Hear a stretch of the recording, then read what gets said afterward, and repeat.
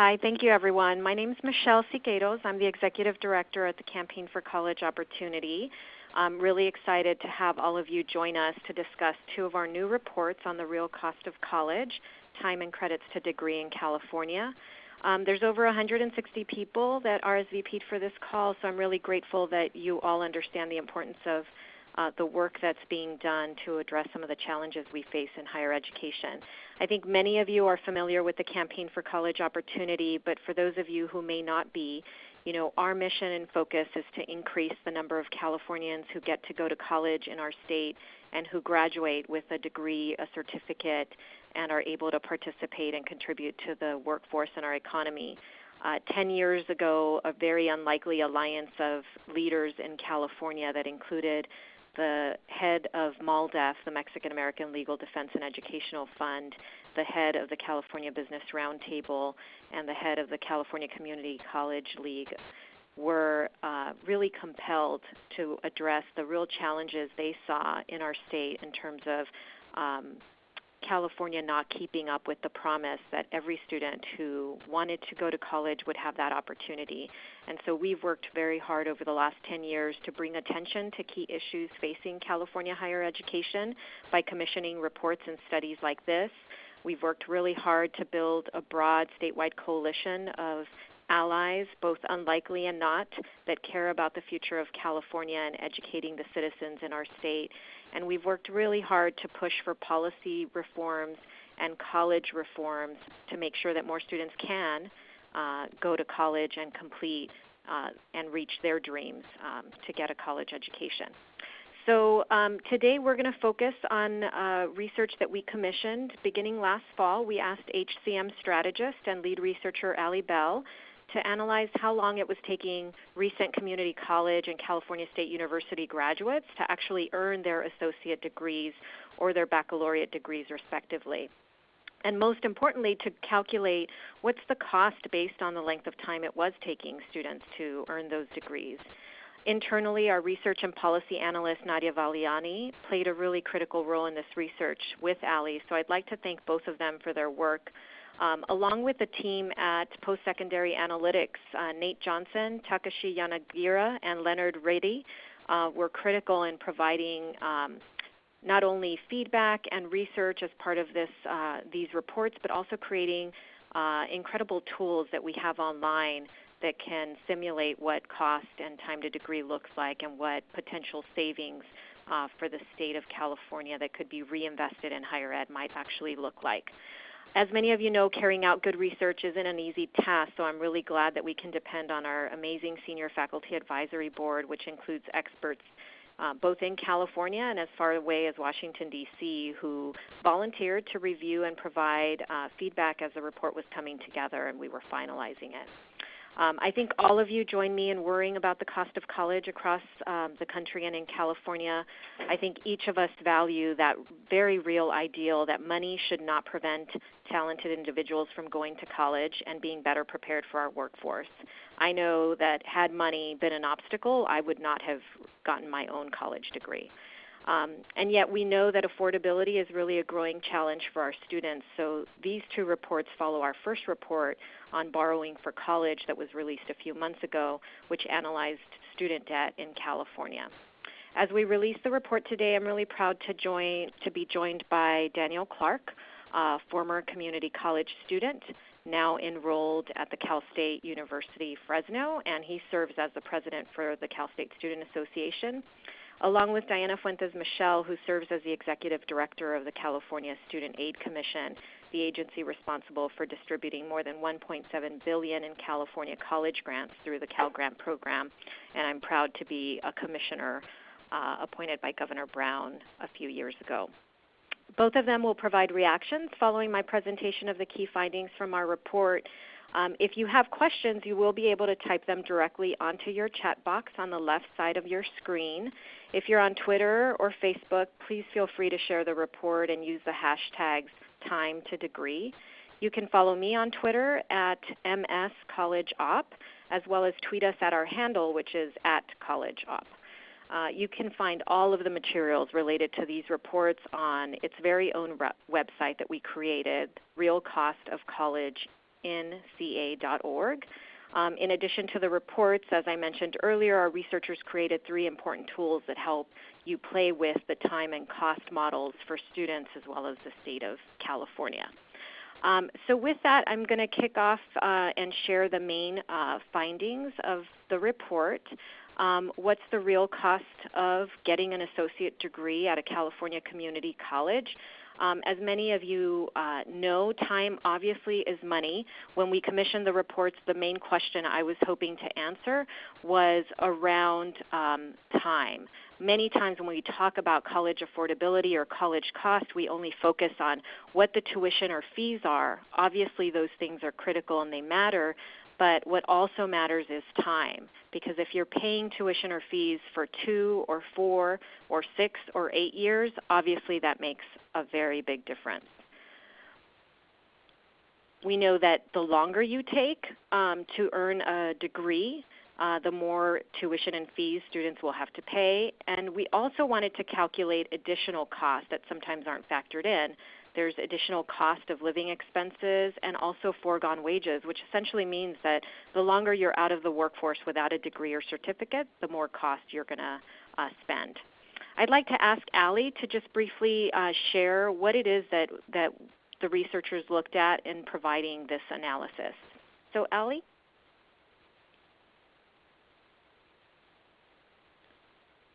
Degree report? Yes, Allie, go ahead. For the community college time to associate's degree report, the data came from the chancellor's office, and to fit into the scope and purpose of the report, the analysis includes students who earned an associate's degree and only one associate degree in the 2011-12 academic year. Great, thank you, Allie. So again, we looked at community college students, and I think as many of you know, a traditional 2-year community college degree is usually 2 years time period to earn an associate degree and 60 credits. We clearly found that this is very rare in California. In fact, the median that it took students analyzed in this study was 4.7 years, so more than double the amount of time, and 78 credits, so 18 credits more than the 60 usually required for an Associate of Arts degree. Now, I'd like to point out that this is the median, which means that half of the students are taking less than that amount of time to earn their Associate of Arts degree at California Community College, and half are taking much longer than 4.7 years. We also asked our researchers to look at variation, if any, by race. And here you see the time that it takes Black students, Latino students, Asian students, and white students. So clearly there's some variation, but not huge changes there. We also asked researchers to look at students based on financial aid. So we analyzed students that were receiving Pell Grants from the federal government. And those grants go to very low-income students in California, and students that weren't receiving Pell. So we definitely did find that low-income students tend to not only take longer, but attempt more credits.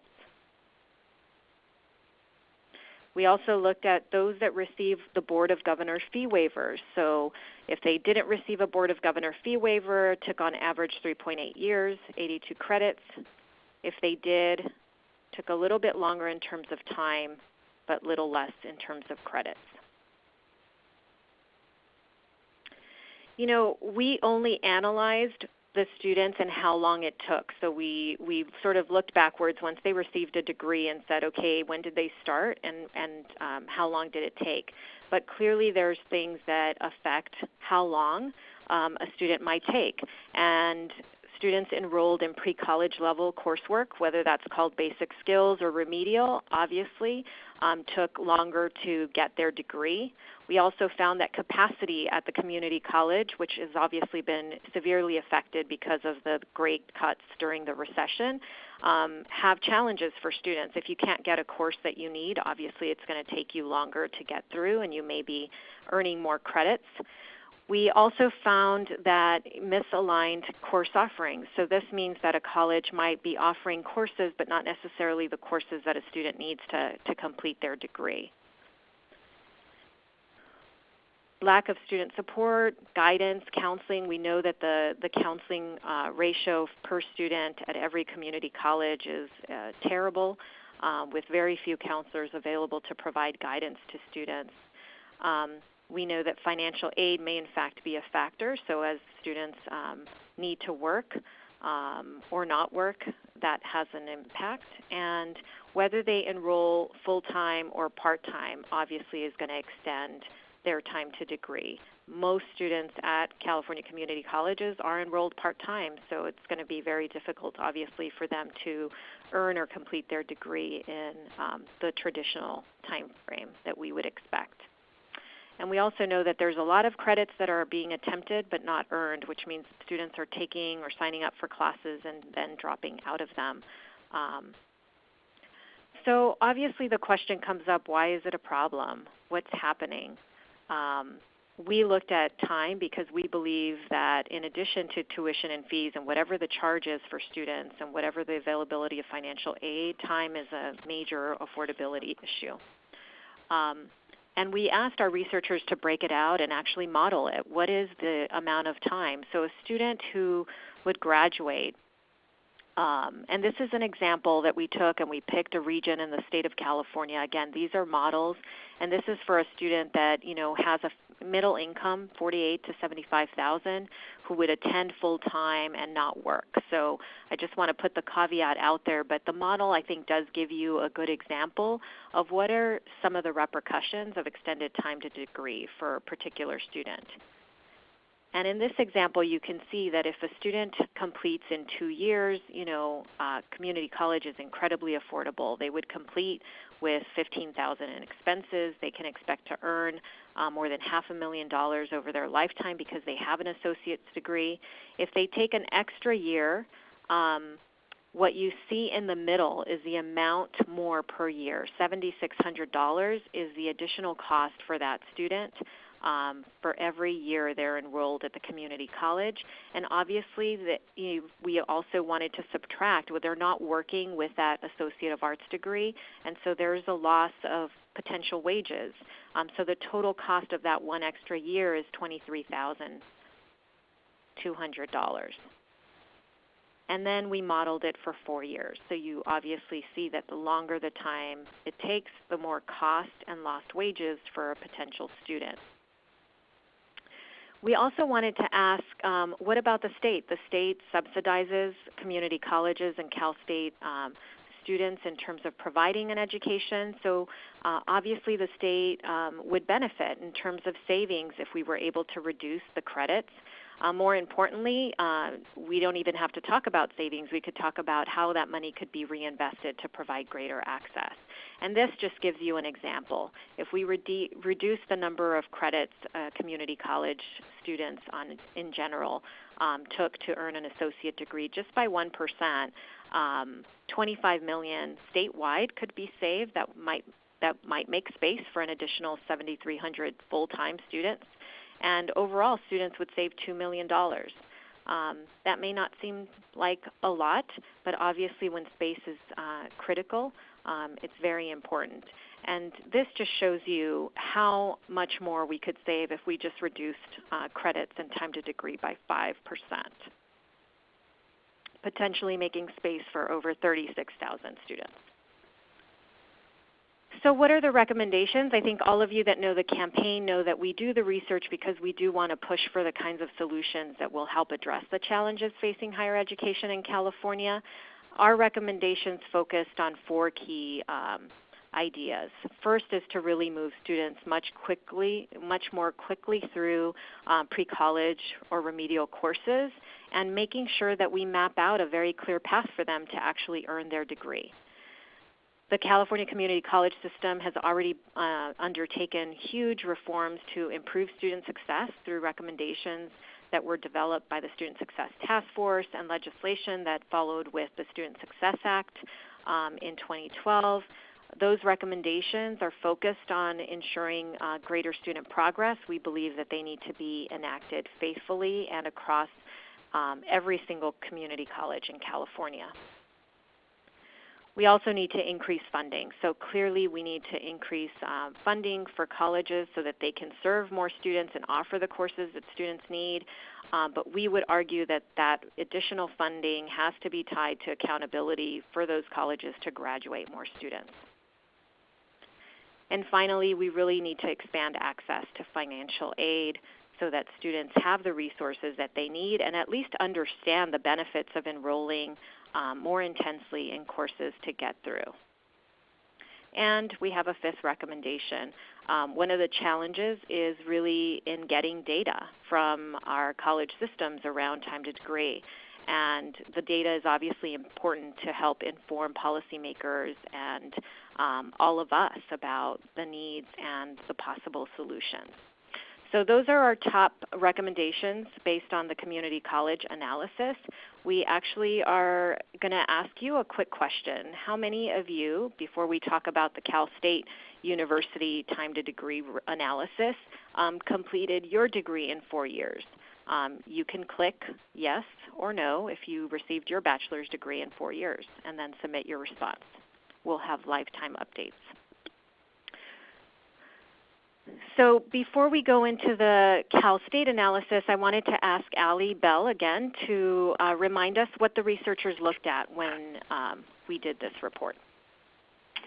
Sure. For the California State University analysis, we looked at bachelor degree earners in the 2011-12 academic year who were first-time students at the California State University system. Great. Thanks, Allie.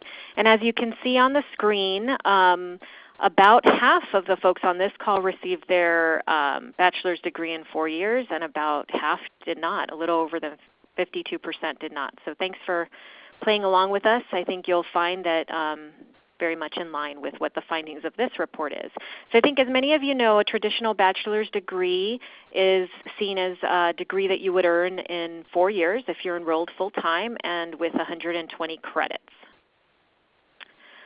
What we found is that at the Cal State University system, it's been pretty constant. The median, again, is 4.7 years over the past decade. So the median, again, is not the average. It just means that half of the students at the Cal State University system who graduated with a baccalaureate degree took less than 4.7 years, and half took more than 4.7 years. A positive finding was that credits to degree has been reduced slightly. On median, again, is 135 for students at the Cal State University system. So obviously that's still 15 over the 120.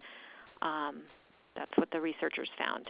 And then here we wanted to look at how credits to degree or time to degree varies by race. So you see the median for Black, Latino, Asian, and white students. And you can see that there's some variation. It's not tremendously different, though. Outside credit earners, one of the things that the researchers found was that folks that had earned credits outside at other institutions tend to complete their degree a little bit quicker in the Cal State system, but they also had more credits. So those that didn't have any outside credits earned a few less. So what might cause extended time to degree in the Cal State system? I think similar to the community college system, the effects of the recession obviously reduced capacity and course availability for students. We also know that enrollment intensity varies, so a good number of Cal State students are enrolled in 12 or more credit units per semester, but you need to be enrolled in 15 in order to graduate in a 4-year time period, so we know obviously they're already not on track. Financial aid policies may be influencing extended time to degree. Need for employment. We know a lot of students are working, also enrolled in pre-college level courses, and maybe don't have the student supports that they need. So similar to the community college example, we asked our researchers to model what is the extended cost of every additional year. So this is for a traditional student, 4 years out of pocket. Again, this is a middle income student, 48 to 75,000, who attends full time and isn't working.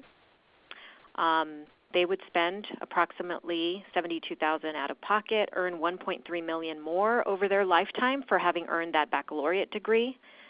If they take 5 years, every additional year, essentially for a Cal State student, cost $26,700. And that's additional tuition, fees, cost of living expenses, transportation. We calculated it all in there because those are all expenses that students have to account for.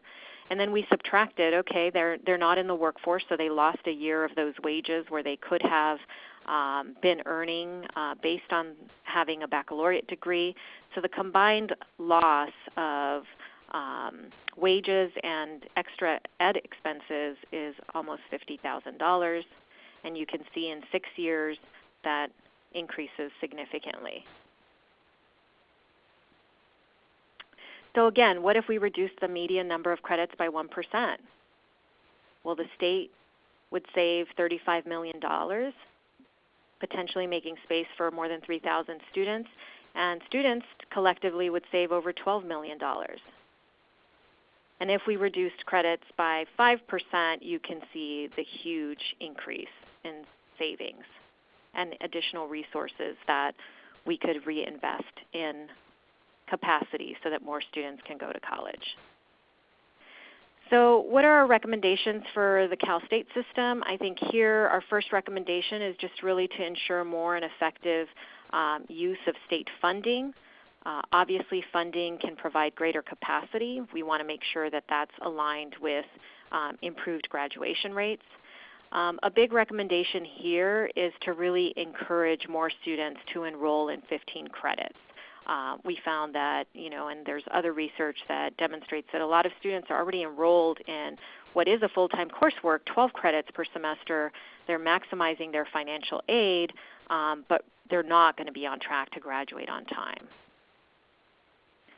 We also need to improve college readiness. So obviously, getting more students to arrive on campus prepared and with a very clear pathway to earn their degree. And again, the same recommendation as the community college report, which is, we need more data on time to degree for students, policymakers, and researchers. Our analysis didn't look at time to degree by program or by individual campus. Those are questions that certainly could be answered, and we just simply don't have that information available to us in a way that we could share today. So these were some of the other questions that we thought would be great to analyze. Again, does time and credit vary by program of study or by campus? How about those credits that students attempt but don't complete? What's going on there? And how do students perform that are transferring? So this analysis didn't include transfer students. It would be really great to understand how time to degree varies for students. How long does it take them to transfer from the community college system? And once they get into the Cal State, how long does it take them to earn that baccalaureate degree? And finally, what are some of the student behaviors that really affect time to degree? We didn't do this is just an analysis of those that graduated, but obviously there's a lot more questions that could be answered. So like any good research project, you answer a few good questions and then a lot more arise. That was certainly the case for us. So at this time, I'd like to turn it over. Again, I'm going to ask Kristen to give you instructions on how you can ask questions of this presentation, and then we're going to turn it over to Danielle Clark. Ladies and gentlemen, if you would like to register a question, please press star followed by the number 1 on your telephone keypad. If your question has been answered and you would like to withdraw your registration, please press pound. One moment, please, for the first question. Kristen, while we wait for the questions, is Daniel Clark on the line? No, ma'am, he is not. Okay, then I'm going to turn it over to Diana Fuentes-Michele. As many of you know, she serves as the Executive Director of the California Student Aid Commission, which is responsible for distributing over $1.7 billion in financial aid through Cal Grants to California college students. Clearly a critical component of making higher education affordable for our students. So Diana, thank you for joining us. Thank you. I first want to thank Michele and the Campaign for College Opportunity for this report. It's an opportunity to look broadly at the big picture that students face in terms of their challenges during the recession and now afterwards.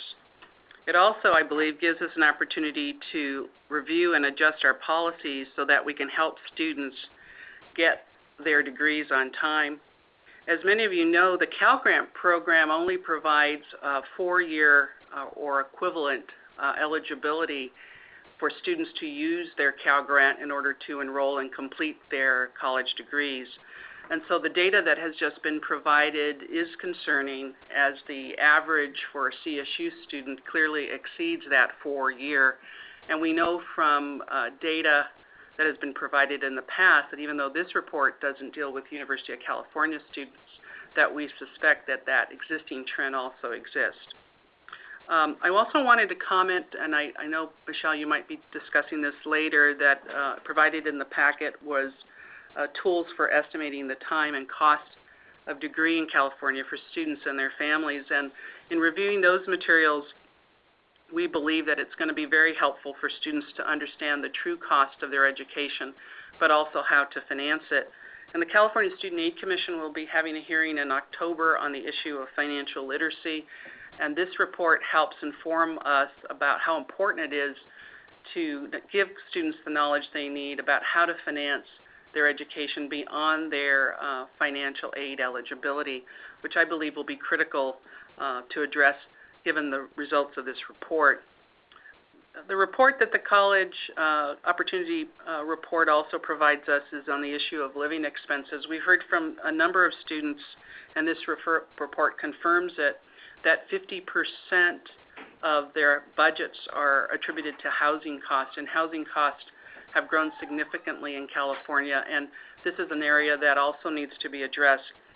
Senator De Leon has 2 bills in the legislature that the Commission is supporting to increase the Cal Grant B award to at least double it in the coming sessions, and we are supportive of that because we see that housing costs and other costs related to attending colleges is significant. The report also addressed another priority of the Commission related to FAFSA completion. The Commission is engaged in a number of initiatives to not only continue our Cash for College effort, but also our CalSOAPs, which provide the infrastructure for so many of the workshops that we do statewide. And the federal funding available for that program will be up in the coming year, and so we'll be needing the support of many of you to continue those efforts, which the report stresses is so important in terms of FAFSA completion.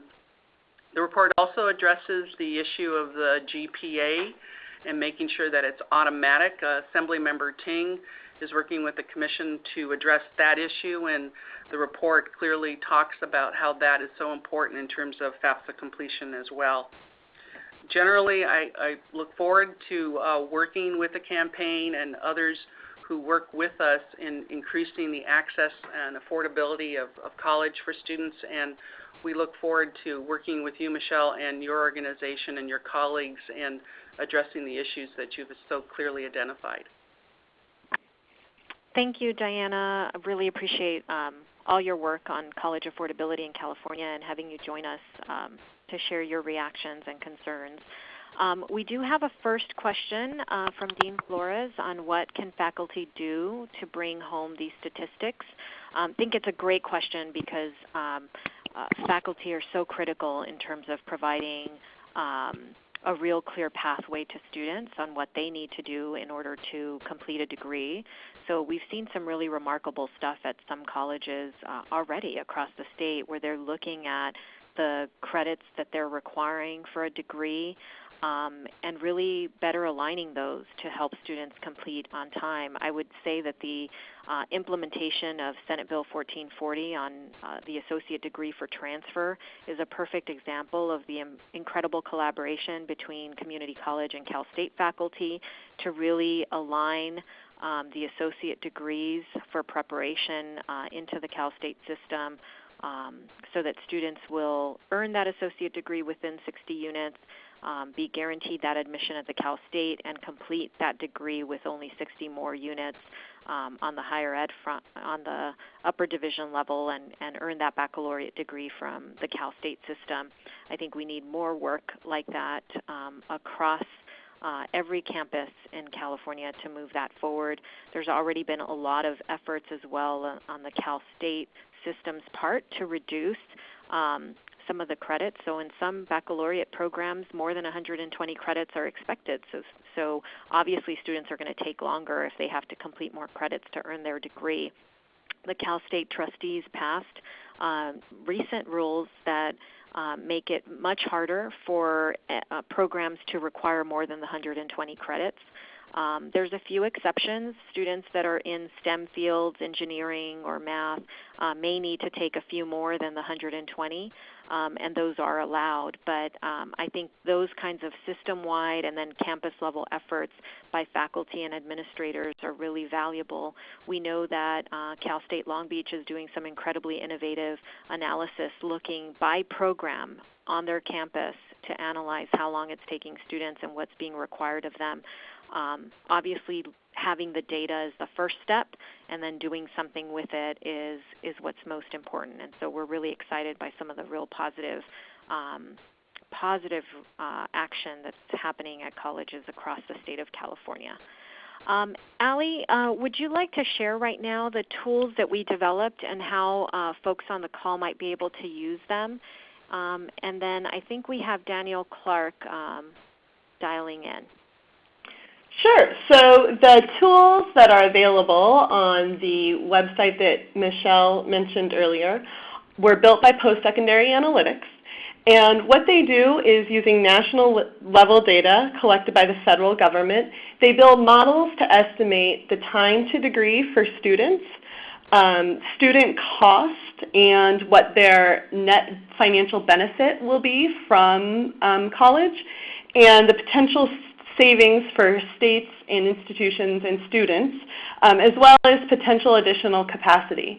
So users can input different scenarios into each of these tools and get some information about how long certain types of students might take depending on user input characteristics, what the total cost to a student might be based on national level data and certain parameters that the user can input, and what the savings to the state and students and additional capacity might be based on average credit reduction in time to degree. Thanks, Allie, and I really encourage all the folks to spend a little bit of time on the website and play around with those tools. We do have another question from Ellen Wheeler, who shares she didn't understand the recommendation about GPA and FAFSA. Diana, do you want to further clarify?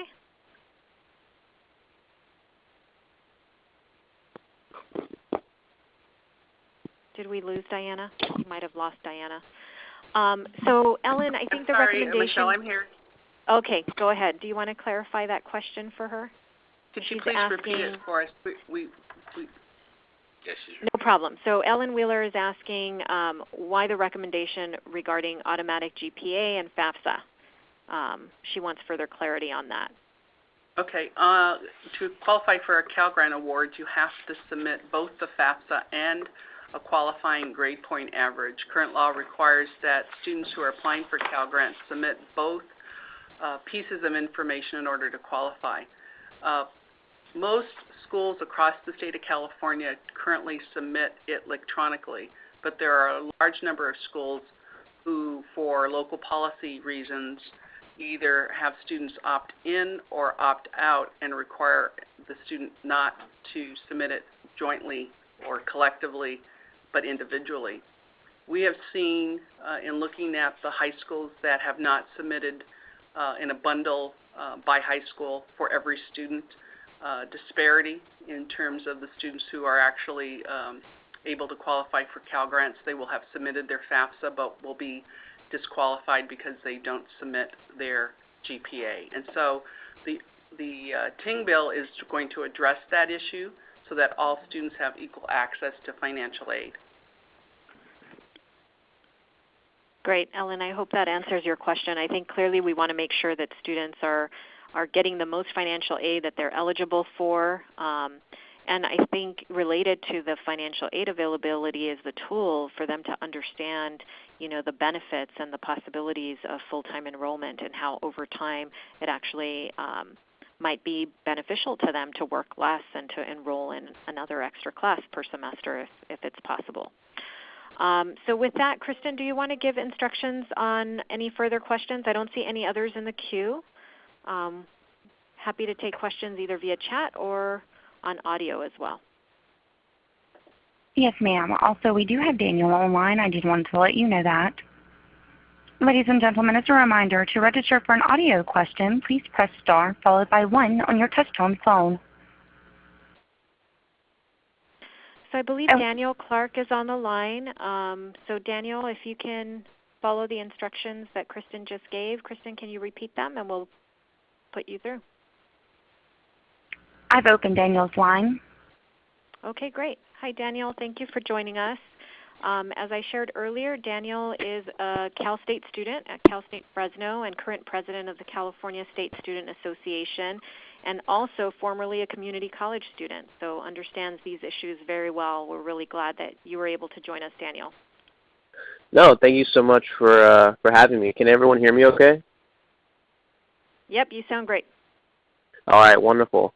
Yeah, thank you so much for having me on this call, and thank you to the campaign for compiling this data together, both for the CSU and the community colleges. And I sincerely hope that our UC counterparts can allow us to access data sooner rather than later so we can have, a good comparison of all the systems. But initially, when I looked at the report, the data that was presented to us at CSSA was nothing new in terms of what we have already known. But I think for a lot of other folks that are just getting into it, this is a good opportunity to get them involved and really get them aware of some of the issues that students are facing when it comes to not only just community college transfer, but also the time it takes to get the degree in a relatively quick amount of time without facing all the challenges and barriers that students currently have in place. And they're numerous, from lack of resources for federal aid, student aid,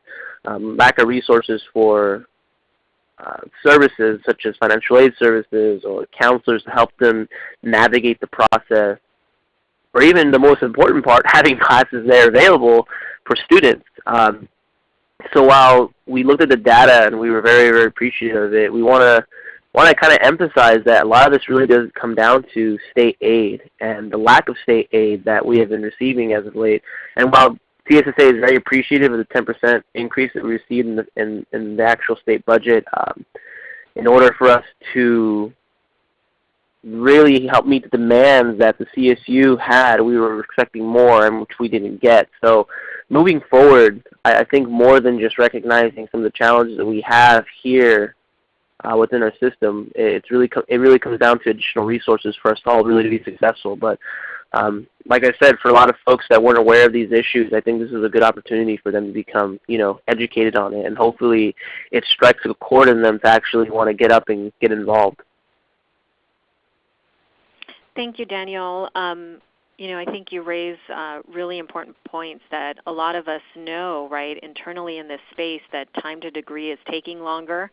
And we understand the challenges of the recession and the very deep funding cuts that have really significantly impacted course access to students over the past 5 years. I think thankfully the additional infusion of some resources is helping to alleviate that, but I think your point of it's not enough and there's more to be done is really, really important.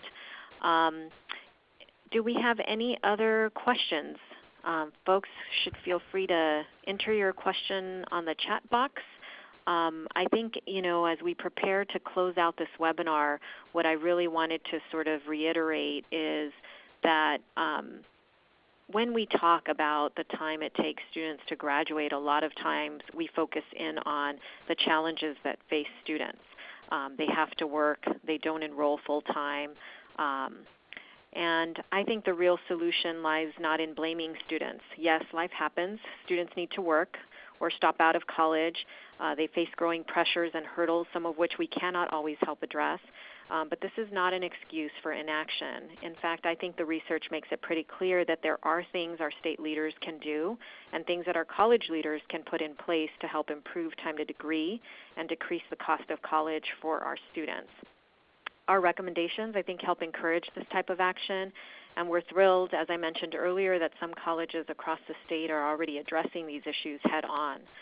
I really hope that each of you on this call will join the Campaign for College Opportunity in that call to action, that you'll contact Governor Brown and your local state senator and assembly member, share the report and its recommendations with them, that you'll find out what your local community college Board of Trustees and administration is doing.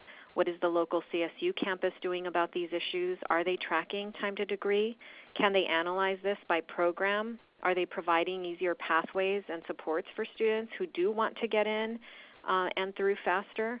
Are they encouraging and advising students on the benefits of 15-credit enrollment?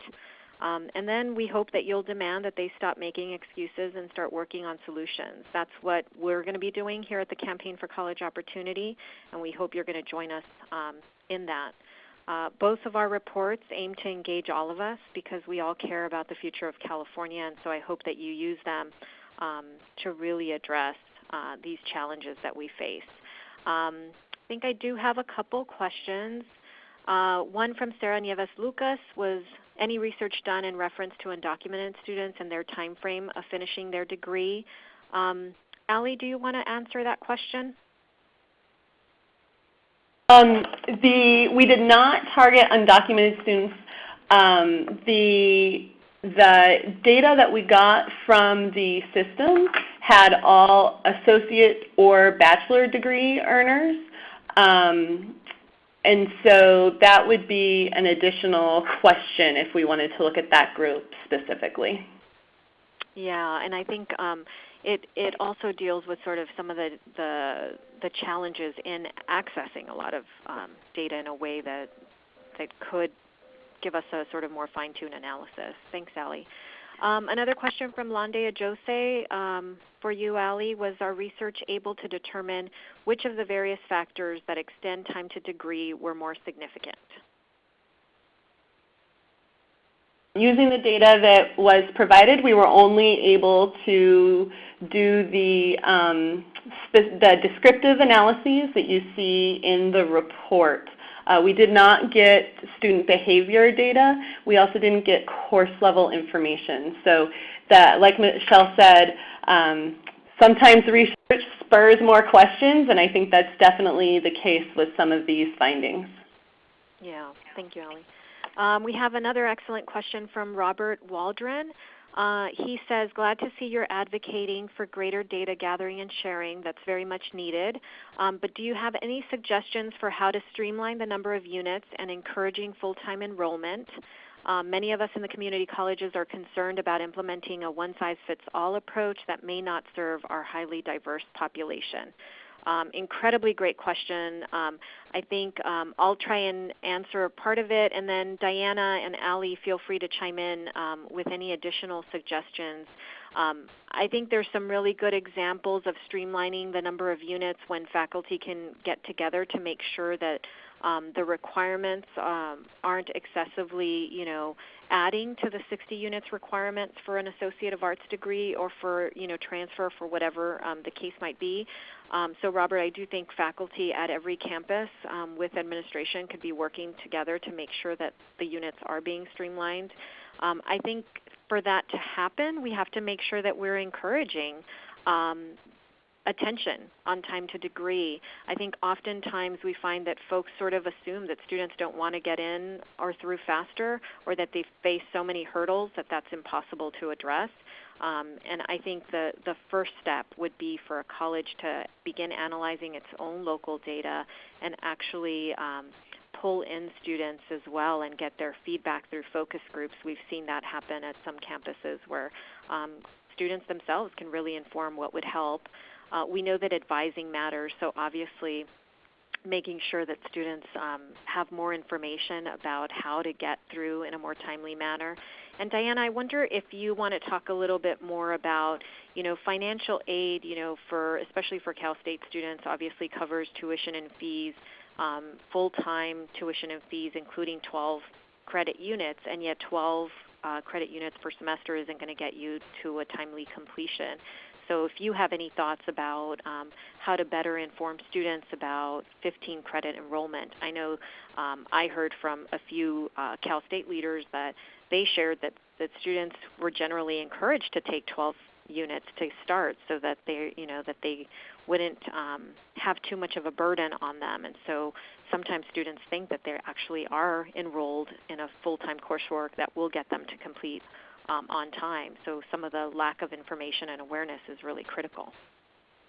Well, I would encourage an Encourage 15 campaign, and it's one of the things I believe the Commission should address. I think that students might not have the information they need, that there is a 4-year cap, and that having an Encourage 15 campaign and looking at that as an option for not only the Commission to pursue, but also looking at local community colleges and CSU, so that students are aware that they are capped both under state and federal law, and that they need to have a plan. I think the other thing that I would encourage us to think about is that there are some institutions, both here in California and nationally, have gone to a guarantee campaign where they guarantee graduation within 4 years, or the 5th year is paid for by the institution. The legislature needs to look at avenues. I know that there have been concerns raised for our student populations that need to be remediated, and CSU, the faculty, is largely going to raise that issue. But I think that in looking at what works and what doesn't work in terms of these populations of students, there are many opportunities to look at programs that have succeeded in this area. Some of the historic 2+2 programs, the dual enrollment, which is mentioned in your report, those are the kinds of programs that are innovations that look at providing the student with the guarantee to get out in 4 years, and particularly if they are very focused on their academic degree objective, particularly if they're looking at a career that's going to require 4 years as the basis, that baccalaureate or that BS, for a master's graduate degree. So I think that's very important. So again, looking at those options in terms of being innovative. I know the Commission has also looked at online education or the options of testing out for students, and I think those are other objectives that need to be looked at when we're talking about perhaps fashioning a guarantee program for California's public institutions, so that we motivate and encourage the faculty to help students get to 4 years. And if they need to do more, that the state of California pick up the tab for that. And that may be through our financial aid policies, and we could look at that very carefully. Daniel, did you want to respond to that question? I mean, what do you think would be helpful in terms of what faculty could do to address some of these challenges? And obviously, the diversity within the student population is important. Sure, certainly. So, I really want to commend everyone for coming up with these wonderful ideas that could really help us students succeed. Folks coming together on issues is really what's going to have solutions to these problems. One caution, though, that I will say on the 15-unit suggestion is that for a lot of our students, particularly within the CSU, I'm very proud to say that we serve the non-traditional student. And what I mean by that is students that are not typically within the 18 to 24-year-old demographic on what we think of a college student. Our average age of students, I want to say, is around 26, 27. Some of our students are working professionals. Some of our students are returning college students. Some of our students are veterans. Some of our students are parents. And some of our students are not capable of taking 15 units and being successful. You know, myself, I can take 16, 20 units, part-time job, and be okay, but there are some students that may not be an option for them in terms of their study capabilities. So that is something I want to highlight, that we not necessarily completely push that on students, but we do emphasize it to those that we know who can take on that kind of unit load, and those that we know that would be successful in those kind of endeavors.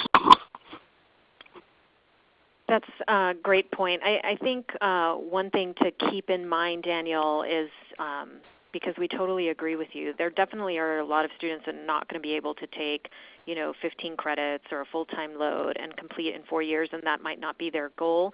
I think where we're focusing that recommendation is that for students who are able to, who can, that we do want to encourage them, right? We want them to maximize their financial aid in order to get in and through as quickly as they can. So definitely a good point of concern. Thanks for sharing that. I think with that, we've answered all the questions that have been raised. I really want to thank everybody that joined the call, but especially our researchers at HCM Strategist who helped pull all of this information together. Again, I encourage all of you to go to the website, realcostofcollegenca.org, to find the tools that we talked about, the full reports and infographics. And if you have any questions, feel free to send them our way. I think many of you know that I was privileged to be the first in my family to go to college, and it was only possible because of generous state and federal financial aid and affordable subsidized student loans that allowed me to both earn my baccalaureate and my master's degree. And it's that sense of gratitude for the opportunity that California gave me to go to college that I do this work at the Campaign for College Opportunity so that more students have that same shot at going to college and succeeding. So thank you all for joining this call, and to all our friends on Facebook and Twitter, thanks for sharing it far and wide using the hashtags #TimeToDegree. We look forward to staying in touch and collaborating with you and advocating with you. Thanks again, everyone.